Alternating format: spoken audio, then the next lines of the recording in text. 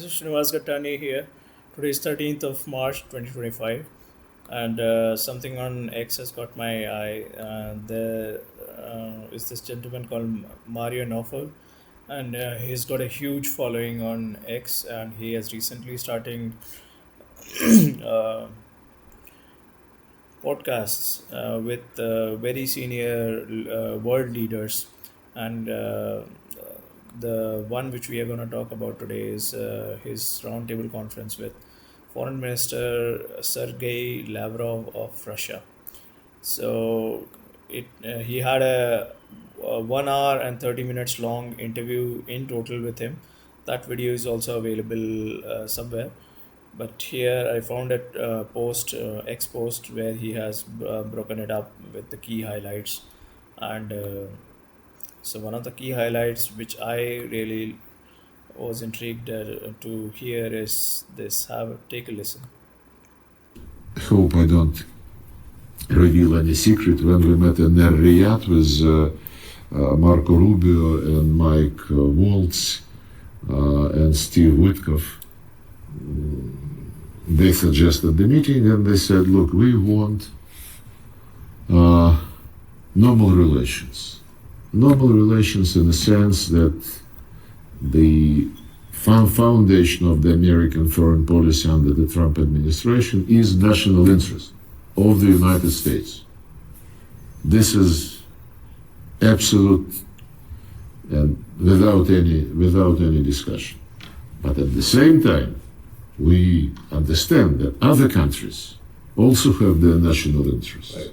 And those countries who have their national interests and don't play into the hands of somebody else's interest, right, we are ready to have serious discussion.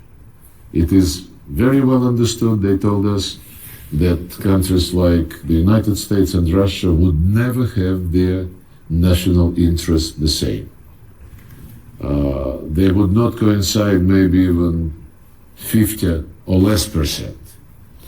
But when they do coincide, this situation, if we are responsible politicians, must be used to develop this simultaneous and similar interest into something practical which would be mutually beneficial, be it economic projects. So again, I have noticed multiple times that most of the European leaders whose first language is not English are talking in English, and this is a very interesting thing because I have never seen the likes of Sergei Lavrov, the foreign minister of Russia, and Ursula von of European Union, and the likes of Alice Weidel from Germany speaking in English. So and Giorgia Meloni from Italy. All these leaders are speaking in English, and they are reaching out to all the English-speaking people of the globe, actually. And certainly, this is reaching a lot more people than if they speak in Russian or Italian or French or in their native languages, because a lot of people would like to know exactly what's going on. And if the world actually plunges into some kind of a war, for real hot war, people will be able to have better opinion of who started it or what's going wrong. Or even if there is a possibility of peace, probably people will comprehend and start voicing their opinions on forums like X, where I'm sure the leaders are paying heed, and that is why they are reaching out to a larger audience, not just their own countries. Because we are living in 2025, and the stakes are much, much, much higher than what it was in the Second World War. And because the amount of nuclear warheads and the various kind of stealth weapons which the countries possess at the moment are like catastrophic. They can Many countries have the power to annihilate the entire planet at a very short notice if uh, people do not really come along. So it is really important for the people to come along, and yeah, if English be a common ground for people to cut their voices across, so be it. It is pretty interesting. So here, Minister Sergei Lavrov said that he has got a message via the likes of Marco Rubio from US, and then US has a change in stance that, or rather, a clear stance this time, saying that they have their national interests first, and there will never be a situation where the national interest of US and Russia will coincide fully, or even 50%, or even there are chances that it will always be 50% or less where they will always concur, or probably. But wherever they do concur, they'll try to as good politicians, as he said in his own words, they will try to find out a solution to restore peace and order. And he says that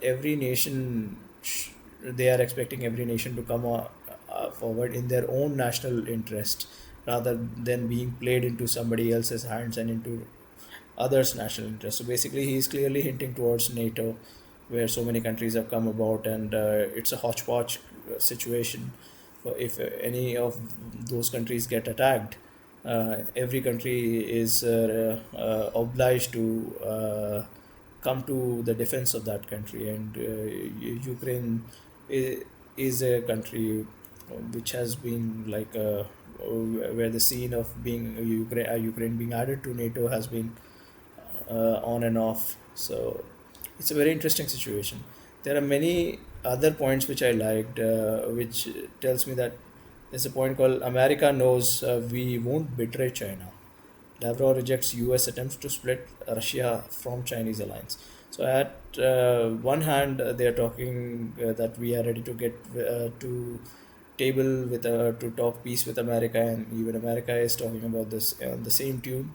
And on the second hand, they clearly voicing that they have a very good alliance with China, and America knows we won't betray China. So, and here we know that US already talks about China as their future biggest enemy, and in terms of technological warfare, or or military warfare and things like that. So as supposedly in a multipolar world, there are more than two powers, and there are multiple other powers which have equations. And so it's interesting that everybody is ready to talk, and then there is so much of discussion happening over the social media forums, other than the legacy media, which was the main source of propaganda in the Second World War. So at least um, the modern age politicians across the globe are coming onto social media, where the voices travel fast. It is a bit more transparent. The criticism is fairly quick, and people do the politicians do change course as and when they receive the feedbacks. So this it seems like free speech uh, with diligence, not pig-headedness. Free speech with diligence, which is available on social media, can really bring out a better outcome. Is supposedly what I think, because if the leaders are ready to open to talk, and people do understand their position of power of the leaders, and still are able to voice their feedback, or their comments, or their suggestions, and their ideas in in a proper way, it will make a huge